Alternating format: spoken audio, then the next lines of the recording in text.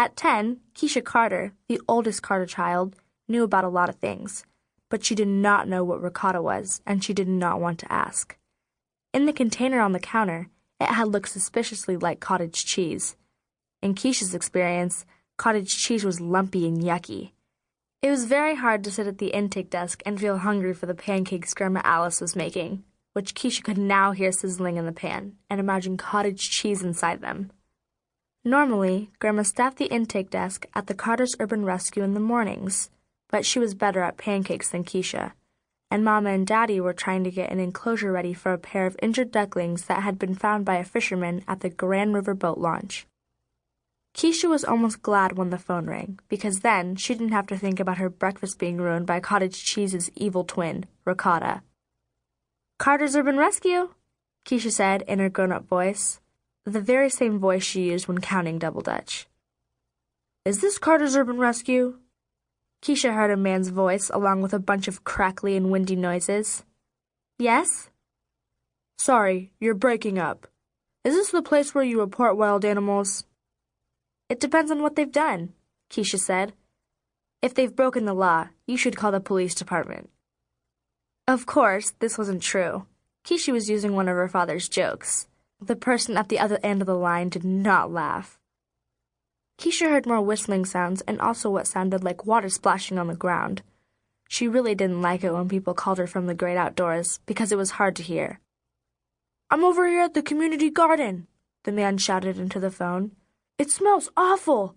A skunk has been here and left a trail of stinky skunk stuff." "Do you mean the skunk sprayed?" Keisha asked. Hold on. Jane's got a point to make."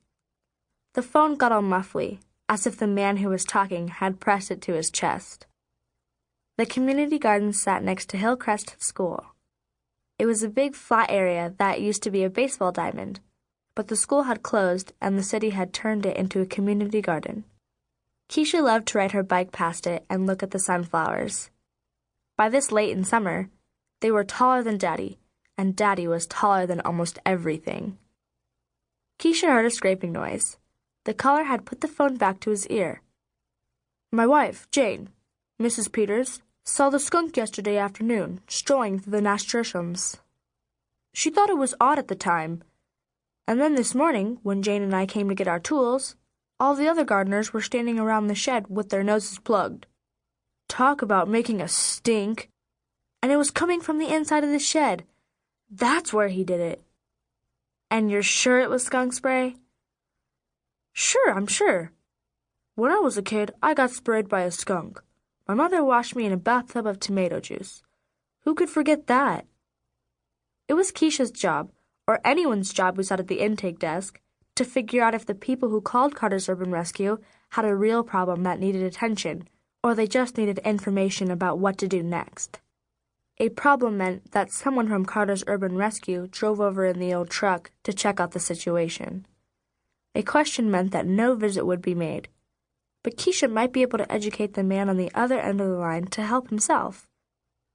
As far as possible, the Carters liked to help people take care of their own problems.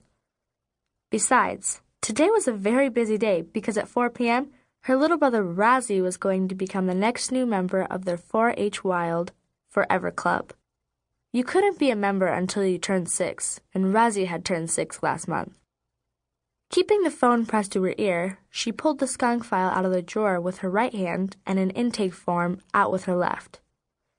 Even if the Carters didn't go out to the community garden, they still needed to know who called about what. Mama was very clear about this. "Just a few questions," she said. "Can I have your name and your telephone number?" "Peters, Albert Peters, 555-6274. Look, it says here in the phone book Carter's Urban Rescue. All I'm asking is, come out and rescue us from this skunk." "Usually it's wildlife we rescue, not people, Mr. Peters." Keisha paged through her skunk file. "It's strange that a skunk would spray in its own den," she said. "You're sure no one else saw it? Skunks usually have a reason to spray.